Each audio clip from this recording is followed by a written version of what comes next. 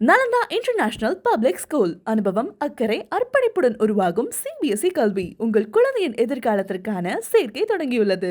ஒரு தாயும் மகளும் பேசாம பிரிஞ்சிருந்தாங்க. அப்ப அந்த தாய் கேட்கும்போது என் மகள் என்னோட பேச மாட்டேங்கிறாங்க அப்படின்னு கேட்டப்ப நான் அம்மா நீங்க இந்த கோயிலுக்கு போங்க, நீங்க போகும்போது இறுதி ஊர்வலம் அவங்க கண்ணில் தட்டுப்படும், அந்த இறுதி ஊர்வலத்தை பார்த்துட்டு போய் இந்த கோயிலுக்கு போயிட்டு வாங்க, கண்டிப்பா அவங்க மகள் ஒரு 2 நாள்ல உங்ககிட்ட திரும்ப போன் பண்ணி அவங்க மகளே உங்ககிட்ட பேசிடுவாங்க அப்படின்னு சொன்னேன். நீங்க கோயில் சொல்றீங்க, கோயில ஒரு விஷயம் நடக்குதுன்றது வேற விஷயம். இந்த இறுதி ஊர்வலம்ங்கிறது நீங்க விஷுவல் பண்ணுவீங்களா? இறைவன் உங்களுக்கு அந்த நேரத்தை தீர்மானிக்கும். என் கையிலயோ நாங்க கொடுக்கிற அந்த போன் நம்பர்ல வர்ற பதில் உங்களுக்கு பதில் இல்லை. மனிதர்களுக்கு இறைவன் படைத்த மக்களுக்கு இறைவன் கொடுக்கிற பதில் தானே தவிர என்னுடைய பதிலே இல்லை.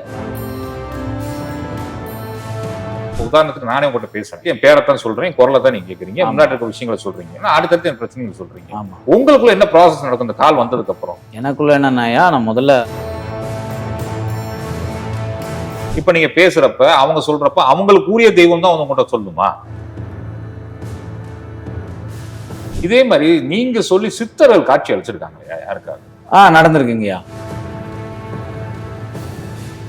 இப்ப நீட் எழுதுற குழந்தைகள் விநாயகர் வணங்கிட்டு போகணும்னு சொன்னீங்க. சரி, அது ஆண் பெண் குழந்தைகள் எல்லாத்துக்கும் பொதுவான பரிகாரம் தானே? இல்ல, நீங்க சொல்ற விஷயம் அங்க போய் நடக்குது இல்லையா? எனக்கே நீங்க 2 விஷயம் சொல்லிருக்கீங்க, இதை பண்ணி பாருங்கன்னு சொல்லிட்டு எக்ஸ்பீரியன்ஸ் கிடைக்கிறேன்னு. என்னமோ தெரியல, நீங்க சொல்லிட்டீங்க எனக்கு இறைவன் அருள் விடல, குரு அருள் விடலன்னு நினைக்கிறேன். போய் பண்ணி பார்த்ததுக்கு அப்புறம் நானும் உறவுகள்கிட்ட சொல்றேன். நீங்க சொல்லி உறவுகள் சிலாயித்திருப்பாங்களா இந்த பர்டிகுலர் டைம்ல? ஆமா, அந்த மாதிரி விஷயங்கள் சொல்லுங்க. இப்பன்னு சொன்னா ஒரு தாயும் மகளும் பேசாம பிரிஞ்சிருந்தாங்கய்யா. அப்ப அந்த தாய் கேட்கும்போது என் மகள் என்னோட பேச மாட்டேங்கிறாங்க, கொஞ்சம் கோபத்துல பிரிஞ்சிருக்கிறாங்க அப்படின்னு கேட்டப்ப நான் அம்மா நீங்க இந்த கோயிலுக்கு போங்க, அந்த கோயிலுக்கு போனா என் மகள் என்னோட பேசிடுவாளான்னு கேட்டாங்க. இல்லம்மா நீங்க போகும்போது இறுதி ஊர்வலம் அவங்க கண்ணில் தட்டுப்படும், அந்த இறுதி ஊர்வலத்தை பார்த்துட்டு போய் இந்த கோயிலுக்கு போயிட்டு வாங்க, கண்டிப்பா அவங்க மகள் ஒரு 2 நாள்ல உங்ககிட்ட திரும்ப போன் பண்ணி அவங்க மகளே உங்ககிட்ட பேசிடுவாங்க அப்படின்னு சொன்னேன். போன்ல மட்டும் இல்ல, நேர்லயே உங்ககிட்ட பேசிடுவாங்க, அவங்க ஏன் பேசாம இருந்தாங்கன்ற காரணத்தையும் உங்ககிட்ட சொல்லுவாங்கம்மா அப்படின்னு சொல்லினேன். அது நடந்து அவங்களே எனக்கு வாட்ஸ்அப்ல மெசேஜ் அனுப்பியிருந்தாங்க.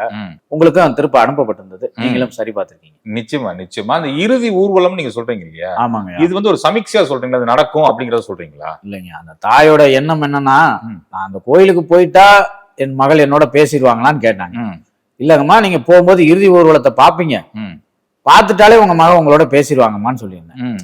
அவங்களுக்கு அங்க கோயில் மேல இல்ல, அந்த இறுதி ஊர்வலம் தான் கண்ணுக்கு தட்டுப்படுமான்ற எதிர்பார்ப்போட போனாங்க.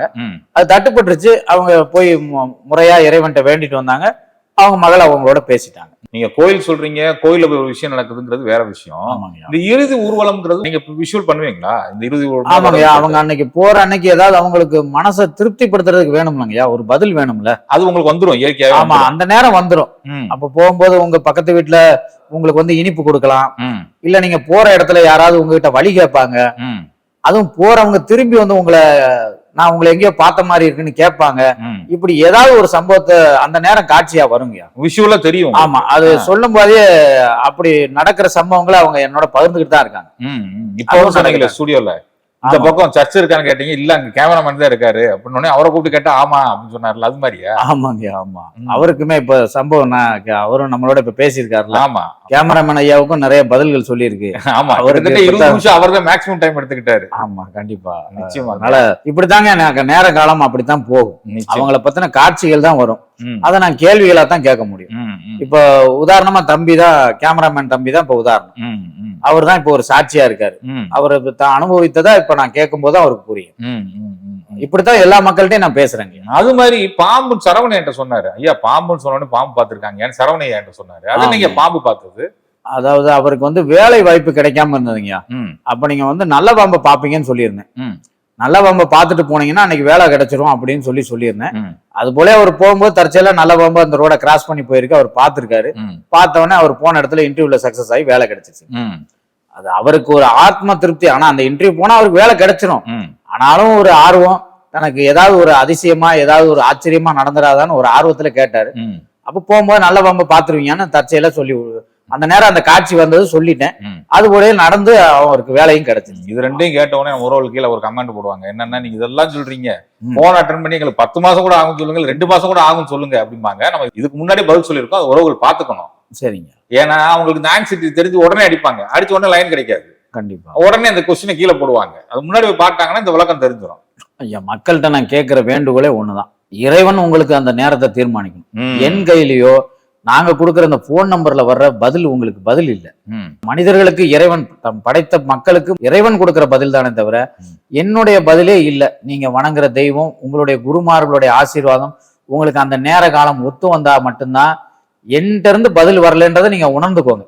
இல்ல நான் கனெக்ட் பண்ண முடியலன்னா காரணம் வந்து அந்த விஷயம் தான், கர்மா தான் இல்லையா? கண்டிப்பா அது அவங்களுடைய பூர்வ புண்ணிய பலன் காரணமாக அவங்களுக்கு தடைபடலாம். அந்த நேர காலம் கிடைத்து அவங்களுக்கு பதில் கிடைக்கலாம். ஏன்னா 6 மாசமா கால் பண்ணி பேசாதவரும் இருக்காங்க. நான் இப்ப 10 நிமிஷத்துக்கு முன்னாடி தான் கால் பண்ண எனக்கு லைன் கிடைச்சதுன்னு சொல்றவங்களும் இருக்காங்க. அப்படி சம்பவம் நடந்திருக்காங்க. ஆமாங்க, அது எதிர்பாராம நடந்துரும். எப்படிங்க அது மாதிரி சம்பவம் சொல்லுங்க. அவங்க பேரு பதிஞ்சு வச்சிருக்காங்க இல்லையா, எழுதி வச்சிருக்க பேரும் அவங்க சொல்ற பேரும் ஒத்து போயிடும். சார் இன்னைக்கு உங்களுக்கு இப்ப டைம் அப்படின்னு சொல்லி அப்பாயின்மெண்ட் கொடுத்துருவாங்க. அவர் பேசும்போதுதான் சொல்லுவாரு, சார் ஐயா நான் உங்ககிட்ட இப்போ ஒரு 5 நிமிஷத்துக்கு முன்னாடி உங்க வீடியோ பார்த்துட்டு தான் நான் போன் பண்ணேன், எனக்கு லைன் கிடைச்சிருச்சுன்னு சொல்லுவாரு. அது ஆச்சரியம் அவர்கிட்ட இல்ல, அவர் கொண்ட நம்பிக்கையும் அவர் கொண்ட பக்தியும் அவருக்கு இறைவனும் குருமார்களும் கொடுத்த பதில் அது. அப்படித்தான் நம்ம விஷயத்தை எடுத்துக்கணும். சமீபத்துல உங்களுக்கும் தெரிந்தவர் எனக்கும் தெரிந்தவர், மேபி நம்ம யூடியூப் வலைதளங்களை பார்த்தவங்களுக்கு எல்லாம் தெரிஞ்சிருக்கும், அவரை பேரை நம்ம மென்ஷன் பண்ணாங்கன்னா அவருக்கு ஒரு விஷயம் நடந்துச்சு இல்லையா, அதை சொல்லுங்க சாமி நம்ம உறவுகளுக்கு. ஆமாங்க, அவருடைய தந்தை வந்து மரண படுக்கையில இருந்தாருங்க. அப்ப என்னோட தொடர்பு கொள்ளும் போது அவரோட தந்தை படுற வேதனையை பார்க்க முடியலன்னு கேட்டாரு. இப்ப நான் அதுக்கு நான் சரியான காலத்தை சொல்லல, ஆனா இந்த நாள் தாண்டாதுன்னு ஒரு காலத்தை மட்டும் சொல்லிட்டு வச்சுட்டேன். அதுக்கப்புறம் திரும்ப அவர் தொடர்பு கொண்டு கேட்டாரு, என்னுடைய தந்தையோட ஆன்மா சாந்தி அடைஞ்சதா அப்படின்னு கேட்டாரு. இல்ல அவரு அந்த காலத்துல தவறிட்டாரா? காலத்துல தவறிட்டார். அது என்னுடைய சகோதரன் மூலியமா வந்ததுதான். அவர் என்னோட நேரடியா தொடர்புல வரல, என்னுடைய சகோதரன் மூலியமா கான்ஃபரன்ஸ் கால்ல வந்தவர் தான். திரும்ப என்னுடைய சகோதரர்கிட்ட தொடர்பு கொண்டு தன் தந்தையோட ஆன்மா சாந்தி அடைந்ததா, நல்ல நிலைமையில இருக்காரான்னு என்னோட கேட்கணும்னு சொல்லி என்கிட்ட கேட்டிருந்தாரு. அப்ப என் சகோதரன் தான் இந்த கேள்வி கேட்கிறாரு. அப்ப அவருடைய தந்தையோட மரணத்துல அவருடைய ஆன்மா சாந்தி அடைந்ததா, என்ன நிலைமையில இருக்குன்னு என்னோட நண்பர் கேட்கிறாரு, உன்னால பதில் சொல்ல முடியுமான்னு பாருன்னு என்னோட கேட்கிறாரு. அப்ப நான் கண்மூடி பார்க்கும்போது இலங்கை தமிழர்களோட அகதிகள் முகாம் தான் எனக்கு கண்ணுக்கு தெரிஞ்சது. ஸோ அவருடைய ஆன்மான்றது நல்ல நிலைமையில சாந்தி அடைஞ்சிருச்சு. அவருடைய ஆன்மா இன்னும் நல்ல நிலைமையில மறுபிறவிக்கு சாந்தி கிடைக்கிறதுக்கு அந்த இடங்களுக்கு போய் அவர் செய்த சேவைகளை திரும்பவும் தொடர சொல்லுங்கன்னு வார்த்தைகள் வந்தது. நான் சொல்லிட்டேன். அவர் வேலை பார்த்த இடங்களுக்கேவும். ஆமா, அது வேலை பார்த்த இடம்ன்றது எனக்கு தெரியாது. அவர் ஒரு மருத்துவர் தான்ன்றது மட்டும்தான் எனக்கு தெரியும். ஆனா அவர் அங்கதான் சர்வீஸ் பண்ணான்றது அந்த விஷயம் எனக்கு தெரியாது. நான் சொன்னதுக்கு அப்புறம் என்னுடைய என் தம்பியோட நண்பர் வந்து, ஆமா என்னுடைய தந்தை வந்து ஆரம்ப காலத்துல அங்கதான் சர்வீஸ் பண்ணாரு, அதனால திரும்பவும் அங்க இருக்கிற மக்களுக்கு, அங்க இருக்கிற குழந்தைகளுக்கு உதவி செய்யுங்க. அவருக்கு அந்த குழந்தைகளோட வாழ்க்கையும் வாழ்வாதாரம் தான் முக்கியமா அவர் கண்ணுக்கு தெரியுது. அந்த குழந்தைகளோட கல்வியவோ அவங்களுடைய வாழ்வாதாரத்தையோ கவனிக்க சொல்லுங்க, அதுவே அவருக்கு ஆத்ம சாந்தியா இருக்கும் அப்படின்னு சொன்னாங்க. அதே மாதிரிதான் இன்னொரு சம்பவம் சொன்னீங்க. அவர் புக் பண்ண கார் ஒண்ணு, ஆனா எடுத்த கார் ஒண்ணு. அதை என்கிட்ட கேட்டார் முதல்ல அந்த அறிமுகமான நிகழ்ச்சி இல்லைன்னு சொல்லியிருந்தீங்க. அவரேதான். அது ரொம்ப சுவாரஸ்யமா இருந்துச்சு, அதையும் சொல்லுங்க நம்ம உறவுகளுக்கு. அதாவது இதே நண்பர் தான் முதல்ல தான் ஒரு கார் வாங்க போறதா என்னோட சகோதரர்கிட்ட சொன்னது. அப்ப என் சகோதரர் தான் அப்பயும் என்கிட்ட கேட்கிறாரு. அப்ப நான் வந்து சொல்றேன், இல்ல இவரு இந்த கலர் வாங்க மாட்டாரு, ப்ளூ கலர்ல ஹோண்டா அமேஸ்ன்ற காரை தான் வாங்குவாரு, இவர் சொன்ன இந்த நிறுவன காரை வாங்க மாட்டாரு அப்படின்னு சொன்னப்ப என்னோட சகோதரரே வாதாடுறாரு. இல்ல அவர் அட்வான்ஸ் கொடுத்து புக்கிங்கே பண்ணிட்டாரு அப்படின்னு சொன்னாரு. ஆனா இல்ல இந்த கார் தான் வாங்குவார்னு சொன்னாக்கப்ப திரும்ப 2 நாள் கழித்து எனக்கு என்னோட தம்பியே கால் பண்ணி, நீ சொன்ன மாதிரி அந்த காரை கேன்சல் பண்ணிட்டு இந்த காரை வாங்கியிருக்காரு அப்படின்ற சம்பவத்தை என்கிட்ட சொன்னாரு. எப்படி நடந்து அவர் கேட்டிருப்பாருல்ல. ஆமா, அது தீர்மானிக்கப்பட்ட விதி ஒண்ணும் இருக்குல்ல. இல்ல எப்படி அவர் மாத்தினார், நீங்க சொன்ன காருக்கு எப்படி மாத்தினார், அதுக்கு காரணம் இருந்துச்சா? காரணம் வந்து அவருடைய நண்பர் சொல்லியிருக்காரு, இந்த வண்டியோட இந்த வண்டி தான் நல்லா இருக்கு, மைலேஜ் நல்லா இருக்கும் அப்படின்னு நானும் இந்த வாகனத்தை பயன்படுத்துறேன்னு சொன்னதுனால சரி தன்னோட நண்பருடைய சிபாரிசு மூலமா அந்த வண்டியை வாங்கிட்டாரு.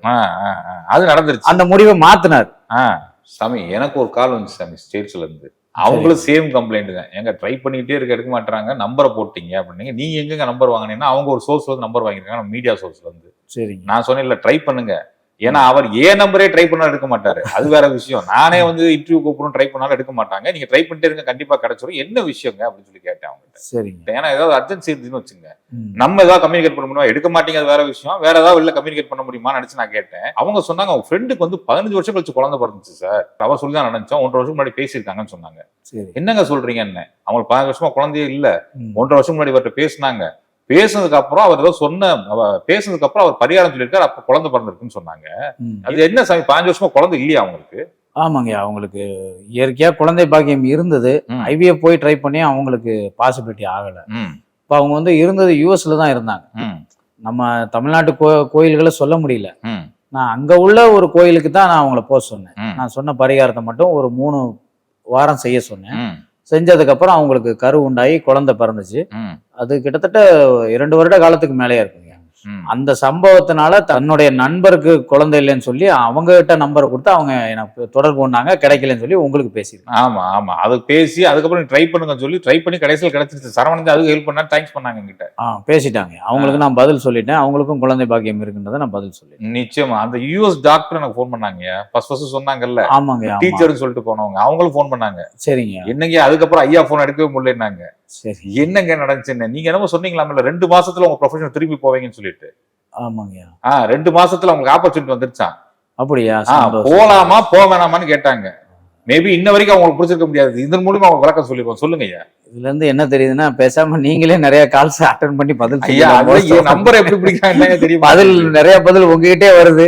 கிடைக்கும்னா கிடைச்சிருச்சுன்னா கண்டிப்பா அம்மா அந்த வேலையை செய்ய சொல்லுங்க. நல்ல விஷயம் தான். அவங்களுடைய பணியை சிறந்த பணி, அவங்க அதை தொடரட்டும். அவங்க சொன்னா எனக்குவே ரொம்ப சந்தோஷங்கய்யா. இப்படி பல சம்பவங்களை உங்களோட பகிர்ந்துக்கிற போது எனக்கு அதுவுமே சந்தோஷத்தையும் ரொம்ப மன நிம்மதியும் கொடுக்குது. இல்லைங்கய்யா, நிறைய பேர் என்கிட்ட சொல்றாங்க, எனக்கே பர்சனலா தெரியும் இல்லைங்கய்யா, ஒரு வால்பேப்பர் வச்சு அடுத்த நாள் ப்ராஜெக்ட் கிடைச்ச விஷயம் எனக்கே தெரியும். அது உங்களுடைய சொந்த அனுபவம். ஆமா, சொந்த அனுபவம். அதனால வந்து நான் சொல்றேன், கீழே இருக்க உறவுகள் நீங்க இத்தனையும் சொல்றீங்கல்ல, எங்களுக்கு லைன் கிடைக்க மாட்டேங்குதுலாம் கோவப்படுறாங்க. அதனாலதான் திருப்பி திருப்பி அந்த கொஸ்டின் கேட்க வேண்டியதா இருக்கு. ஏன்னா நேரம் காலம் நினைச்சா டக்குன்னு எப்படியோ பிடிச்சிடுறாங்க. எனக்கு தெரிஞ்சு அதான் நடக்குது. கண்டிப்பா கர்மா அவங்களுக்கு தீர்ந்துச்சு, கர்மா வழிபட்டுச்சுன்னா டக்குன்னு வந்து உங்களை பிடிச்சிடுறாங்க. இல்லைன்னா கொஞ்சம் காலம் எடுக்குது, அந்த காலத்துக்கு வந்ததுக்கு அப்புறம் அவங்களுக்கு ரிசல்ட் கிடைச்சிருதுங்க. ஆமாங்க, நிறைய பேர் வந்து எனக்கு கால் பண்றதுக்கு முன்னாடி இப்பதான் நான் வந்து காமாட்சி அம்மனை வேண்டி உங்களுக்கு பேசணும்னு நினைச்சு கேட்டேன், காமாட்சி அம்மனே உத்தரவு கொடுத்த மாதிரி என்கிட்ட பேசுனீங்கன்னு சொல்லுவாங்க. முருகன், திருச்செந்தூர் முருகனை நினைச்சுக்கிட்டே உங்களுக்கு கால் பண்ணேன், நீங்க எடுத்துட்டீங்க, பேசுனேம்பாங்க. திருவண்ணாமலை அண்ணாமலையார நினைச்சு உங்களுக்கு கால் பண்ணேம்பாங்க. ஸ்ரீரங்கத்து பெருமாளை நினைச்சிட்டு உங்களுக்கு கால் பண்ணேன். நீங்க யார நினைக்கிறீங்களோ அவங்கதான் எனக்கு பதில் சொல்ல போறாங்க. சோ நீங்க அவங்களத்தான் கேட்கணுமே தவிர என்கிட்ட அந்த பதில் இல்ல. அது மக்கள் புரிஞ்சுக்கிட்டாங்க. என்கிட்ட பேசினவங்களுக்கு அது 100% அவங்களுக்கு புரிஞ்சிருது. காரணம், அவங்களுடைய வழிபாட்டு தெய்வம், அவங்க யார மானசீகமா நினைக்கிறாங்களோ, எந்த குருவை நினைக்கிறாங்களோ அவங்க வழி வரை நான் சொல்லிடுறேன். அது அவங்களே வந்து காட்சி கொடுத்து சொல்றதா நான் சொன்னதுனால உண்மையிலே அதான் நடக்குது. அவங்கதான் காட்சி கொடுத்து என்ன சொல்றாங்க. தன் பிள்ளை, தன்னுடைய மாணவன், தன் குழந்தைன்னு அவங்க பதில் சொல்றதான் நான் சொல்றேன். அது அவங்களுக்கு புரிஞ்சு பேசினவங்களுக்கு புரிஞ்சிருது. இனி இப்ப காத்திருந்து பேசுறவங்களுக்கு இனிமேல் புரியும். அது அவங்க புரிஞ்சுக்கிடுவாங்க. நம்ம அதுக்காக அவங்கள கோவப்படவும் வேண்டாம், அவங்கள உதாசீனப்படுத்தவும் வேண்டாம். இல்ல, அது செய்யவே கூடாதுங்க. ஏன்னா அனுபவிக்கலாம் தெரியும் அவங்க துன்பம் என்னன்னு சொல்லிட்டு. நம்ம இங்க பேசிடலாம், பாவம் அவங்க உறவுகள் எவ்வளவு கஷ்டப்படுறாங்கிறது நம்மளுக்கு தெரியாது இல்லையா? அப்ப அவங்களுக்கு தானே தெரியும், அந்த துன்பம் வலி எல்லாம் அவங்களுக்கு தானே தெரியும். உறவுகளோட வலியையும் வேதனையும் இறைவன் குறைக்கணும், தீர்க்கணும்ன்றதான் என்னுடைய வேண்டுதலும். மக்கள் முதல்ல இறைவன் இடத்துல வேண்டிட்டு எனக்கு தொடர்பு கொள்ளுங்க. உங்களுக்கு இறைவன் தான் பதில் சொல்லணும். ஐயா, நம்ம உறவுகள் இந்த சந்தேகம் வரும், அதை நானே கேட்டுறேன் உங்ககிட்ட. சரிங்க, கேளுங்க. நான் போன் பண்றேன் உங்களுக்கு. சரிங்க. நான் என் பிரச்சனையை சொல்றது இல்லை. போன் பண்றீங்க, என்ன சொல்றீங்க, அங்க சுத்தி இருக்க சம்பவத்துல ஏதாவது ஒண்ணு ஃபர்ஸ்ட் சொல்றீங்க. ஆமாங்க. இந்த விஷயங்கள் இருக்கா, இந்த விஷயங்கள் இருக்கா, இந்த விஷயங்கள் இருக்கான்னு கேக்குறீங்க. ஆமா. கன்ஃபர்மேஷன் ஆயிடுது. ஆமா. அடுத்து அவங்க பிரச்சனைகளை சரசரசன்னு சொல்ல ஆரம்பிக்கிறீங்க. ஆமா. அதற்கான தீர்வுகளையும் சொல்றீங்க. ஏன்னா 2-3 வாய்ஸ் மெசேஜ் எனக்கு சரவணன் அனுப்பிச்சிருக்காப்ல. சரிங்க. ஒரு அம்மா பேசின மெசேஜ் எனக்கு அனுப்பிச்சிருக்காங்க. ஐயா, நாங்க ரொம்ப சந்தோஷமா இருக்கோம், குடும்பத்துல எல்லாம் சந்தோஷமா இருக்கும். சரி. நீங்க அப்படியே சொல்லிட்டீங்க, எங்களுக்கு ரொம்ப ரொம்ப மகிழ்ச்சியா இருக்கு. ஜாதகம் பார்த்தா கூட சொல்ல முடியாது, நீங்க அப்படி சொல்றீங்கன்னு சொல்றாங்க. இதுல என்ன ப்ராசஸ் உங்களுக்கு நடக்கும்? ஏன்னா நான் இப்ப உதாரணத்துக்கு நானே உங்கள்கிட்ட பேசுறேன். நான் XRYன்னு வச்சுக்கோங்க. நான் பேசிட்டு என் பேரைத்தான் சொல்றேன், குரலை தான் நீங்க கேக்குறீங்க, முன்னாடி இருக்க விஷயங்களை சொல்றீங்க. நீ ப்ளூ கலர் சட்டை போட்டிருக்கீங்கன்னா, ஆமா நான் ப்ளூ கலர் சட்டை போட்டிருக்கேன், அடுத்தடுத்து என் பிரச்சனைகள் சொல்றீங்க. இது எனக்கு தெரியுது. உங்களுக்குள்ள என்ன ப்ராசஸ் நடக்கும் இந்த கால் வந்ததுக்கு அப்புறம்? எனக்குள்ள என்னன்னாயா, நான் முதல்ல எனக்கு ஒரு பிடிதரம் வேணும் அவங்க கிட்ட. நான் ஒரு சில கலர் ஒரு சில அடையாளங்கள் அவங்ககிட்ட கேட்பேன். ம். அவங்க வீட்டு பக்கத்துல மருத்துவர் இருக்கலாம், ம். ஆசிரியர் இருக்கலாம், ம். காவல் பணியாளர் இருக்கலாம், ம். நாட்டுக்கு சேவை செய்யக்கூடிய இடத்துல இருக்கிறவங்க ம். இருக்கலாம். ம். எந்த இடம் அவங்க நான் கேட்கிற கேள்வி அவங்க கிட்ட இருக்குன்னா எனக்கு அந்த கான்பிடென்ட் வந்துடும். ம். எனக்குள்ள ஒரு நம்பிக்கை வந்துடும். நான் பார்க்கிற காட்சி அங்க உண்மையா இருக்குங்க. ம். அது ஒரு 4-5 கேள்விகள் தாண்டணும். அதுல தவறா இருந்தாலும் எனக்கு பரவாயில்லன்னு நான் சொல்லிடுவேன். ம். ம். இந்த கேள்விகளுக்கு பதிலே இல்லாட்டினாலும் ம். பரவாயில்ல. ம். ஏன்னா நான் முதல்ல அவங்களுடைய அடையாளங்களை முதல்ல பார்ப்பேன். ம். அதுக்கப்புறம் அவங்கள சுத்தி இருக்கிற அடையாளங்களை பார்ப்பேன். ம். அதுக்கப்புறம் அவங்க பக்கத்துல இப்ப என்ன இருக்குன்றத பார்ப்பேன். அவங்களுடைய அடையாளங்கிறது உங்க முகத்துல இந்த தழும்பு முகத்துல இருக்கா? தழும்பு, கையில மச்சம் இருக்கு, கையில அந்த மாதிரி. மச்சம், ம். இந்த மாதிரி சின்ன சின்ன விஷயங்களை கேட்பேன். ம். கேட்டுட்டு அதுக்கப்புறம் அவங்க வீட்டுக்கு அருகாமையில் இருக்கக்கூடிய காட்சிகளை பார்ப்பேன். ம். சில நேரங்கள்ல அவங்க வீட்டுக்கு முன்னாடியே டிரான்ஸ்ஃபார்மர் இருக்கலாம், ம். அதுவும் தெரியும். ம். இல்ல அவங்க வீட்டுக்கு பக்கத்துல ஒரு கோயில் வேலை நடந்துகிட்டு இருக்கலாம், ம். அந்த காட்சியும் தெரியும். ம். ஒரு வேலை நடந்துகிட்டு இருக்கும், அது கோயில் வேலையான்னு கேட்கவும் செய்வேன். ம். அப்படி இருக்கு அப்படின்னா நான் பாக்குறது உண்மை, சரியா இருக்கு, நான் அவங்களோட தொடர்புக்கு போகிறேன்றது உண்மையாயிடும். ம். அதுக்கப்புறம் அவங்கள அவங்களுடைய குறைகளை நான் சொல்ல விடுறது இல்ல. ம். என்னால முடிந்த வரை நான் கொண்டு வந்து இப்படி பிரச்சனைகள் இருக்கான்னு கேட்டுட்டு தான் நிப்பாட்டுவேன். ம். இதுக்கு மேல உங்களுக்கு சந்தேகம் இருந்தா கேளுங்கன்னு அவங்கள சந்தேகத்தை எல்லாம் கேட்க வச்சுட்டு, ம். இதுக்கான பரிகாரம் இதுதான், நீங்க இந்த பரிகாரத்தை போய் செய்யுங்க, ம். இதை செஞ்சா உங்களுக்கு இந்த பிரச்சனையெல்லாம் தீர்ந்து நல்லபடியா இருக்கும் அப்படின்னு அவங்கள மட்டுமல்ல அவங்களுடைய குழந்தைகள், அவங்க குழந்தைகளோட எதிர்கால கல்வி, அவங்க எந்த விஷயத்துல பாதிக்கப்படுவாங்க, அதை எதை திருத்திக்கணும், எதை சரிப்படுத்திக்கணும், இது எல்லாம் எதெல்லாம் சரியா இருக்கு, 2 விதத்தையும் சொல்லிட்டு தாங்க போனோம். ம். நிச்சயமா நிச்சயமா. இப்ப எனக்கு ஒரு சந்தேகம் இந்த இடத்துல வருது. அந்த ப்ராசஸிங் நீங்க கேட்டீங்க, ஆமா. அது உண்மையிலே எனக்கு தெரியாதுங்க. இல்ல இல்லைங்க, ஏன்னா அது இல்ல, எனக்கு ஒரு சந்தேகம் இந்த இடத்துல வருது. இப்ப நீங்க பேசுறப்ப அவங்க சொல்றப்ப அவங்களுக்கு உரிய தெய்வம் தான் உங்ககிட்ட சொல்லுமா? அப்படி இல்லைங்க. ம். தெய்வங்கள் பொதுவானவங்க தான். ம். சோ எனக்கு காட்சிகள் தெய்வங்களால Visual-ஆ வரும். கொடுக்கப்படுது. விஷுவலா வரும். ஆமா, அது அவங்க தெய்வம்ன்றது கேட்டுட்டா போதும்.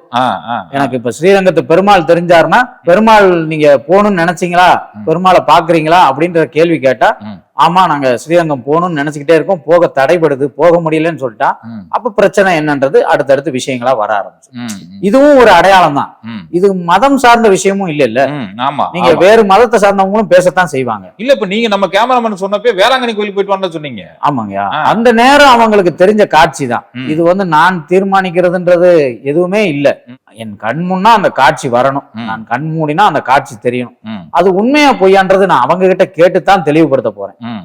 அப்ப நான் சொன்ன விஷயம் அவங்க கிட்ட தெளிவா இருந்ததுன்னா, அப்ப அடுத்து அந்த பிரச்சனைக்கான தீர்வும் அங்க இருந்துதான் வரும். ம். அது என்னுடைய கற்பனையும் இல்ல, ம். அது என்னுடைய சொந்த கருத்தும் இல்ல. இல்ல கற்பனையா இருந்தா நீங்க இறுதி உருவத்தை பார்க்க சொன்னது நடந்துட கூடாது இல்ல. ஆமாங்க. அது உங்களுக்கு வந்திருக்குல்ல, விஷுவலா வந்திருக்கு. அதான் எதிர்காலமும் கடந்த காலம், நிகழ்காலம், எதிர்காலம் தெரியும். ஆனா குறிப்பிட்ட சில விஷயங்களை மட்டும்தான் நான் சொல்லுவேன். ம். எல்லா காட்சிகளையும் விவரிச்சு அவங்ககிட்ட சொல்ல முடியாது. ம். அது அவங்களுடைய மனதை பாதிக்கவும் செய்யும். ம். பிரச்சனைகளோட வீரியம் அதிகமா இருக்கும்போது அவங்க மனது இன்னும் பாதிக்கப்படக்கூடாது. ம். சோ அவங்கள நான் ஆறுதல் படுத்தி இந்த பிரச்சனைக்கான தீர்வுகளை மட்டும் தான் கொண்டு போவேன். எல்லாரும் பிரச்சனைக்காக உங்களுக்கு போன் பண்ணிருக்க மாட்டாங்க. ஒரு சில பேர் என்ன பண்ணிருப்பாங்கன்னா, ஐயா எனக்கு ஞானம் கிடைக்கணும், இல்ல மோட்சம் கிடைக்கணும், இல்ல நான் சித்தரை பார்க்கணும், இந்த மாதிரி எல்லாம் கால்ஸ் வந்திருக்கும் உங்களுக்கு. ஆமாங்க. அந்த மாதிரி கால்ஸ் வந்திருக்கா? அந்த கால்ஸுக்கு நீங்க ஆன்சர் பண்ணிருக்கீங்களா? கண்டிப்பாங்கய்யா. ஞான மார்க்கம் சம்பந்தமான கேள்விகளை கேட்கறதுக்குன்னு பல நண்பர்கள் வரத்தான் செய்யறாங்க. நிச்சயமா வருவாங்க, எனக்கு தெரியும். கண்டிப்பா அவங்களுக்கு குடும்பம் சார்ந்த விஷயங்களை விட ம். தனக்கு ஞானம் எந்த நிலையில் உள்ளது, தான் எந்த துறைக்கு போகலாம், ம். தான் எந்த தெய்வத்தை வணங்கலாம், தான் எந்த குருவை தொடரலாம், ம். இப்படி பல கேள்விகள் கேட்டும் பலரும் என்னோட வந்திருக்கு தான் செய்யறாங்க. ம். அதுல ஜோதிட நண்பர்களும் வருவாங்க, ம். ஆன்மீக சொற்பொழிவாளர்களா இருக்கிறவங்களும் வர்றாங்க. ம்.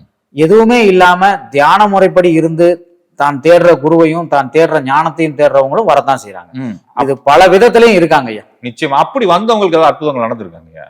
கண்டிப்பாங்க ஐயா. பல ஜோதிட நண்பர்கள் தான் ஜோதிடம் கத்துக்கிறதாக என்கிட்ட சொல்லாமலே வந்திருக்காங்க. ம். நீங்க இந்த துறை சார்ந்து கத்துக்கிட்டா நீங்க இந்த துறையில ஜெயிக்கலாம், நீங்க இதை கத்துக்கிட்டு இருக்கீங்கன்னு சொல்லியிருக்கேன். ம். பலர் அந்த ஜோதிடத்தை பண்ணிக்கிட்டு இருக்கிறவங்களும் என்னோட பேசியிருக்காங்க. ம். அவங்களும் அதை ஒத்துக்கிட்டு இருக்காங்க. 2வது பேசும்போது நான் பதில் சொன்னதுக்கு அப்புறம் அவங்க ஒத்துருக்காங்க. ம். அது நடக்கதாங்க செய்யுது. இது ம். பரிசோதனைன்னு நான் நினைக்கல. ம்.